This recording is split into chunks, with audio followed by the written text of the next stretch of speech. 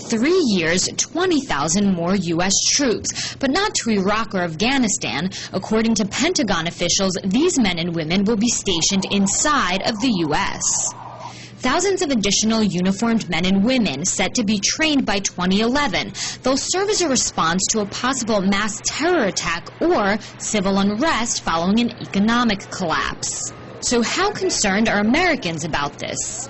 20,000 more troops here in the U.S.? I have not heard any of that, actually. No, I have not. It's the first time I've heard of it. Ben Friedman of the Cato Institute, a libertarian think tank, explained what this bombshell will mean for the U.S. Is this just the beginning of this expansion of presidential authority, of military authority here in the U.S.? I hope not. We've seen the expansion of the use of the military within the United States for some time. A lot of the concern with this story about these troops being used for domestic purposes was that they would engage in law enforcement, arresting people, detaining them.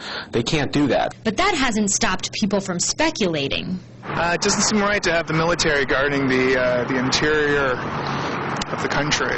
It seems like a dangerous power grab. I think that would be extremely unreasonable. Policing your own people sounds like we're in Afghanistan or something. Even some foreigners, such as this South African political scientist, don't think it's such a good idea.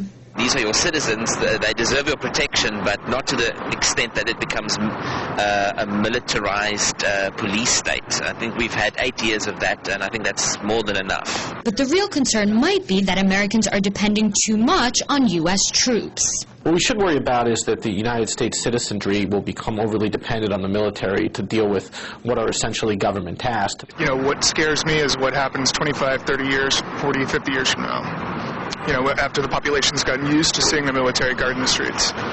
Pentagon officials agree that the U.S. has undergone a dramatic change in its military culture. However, most Americans are hoping that the men and women in uniform will not confuse their responsibilities with that of law enforcement here in the U.S. Dina Gosofsky, RT, Washington, D.C.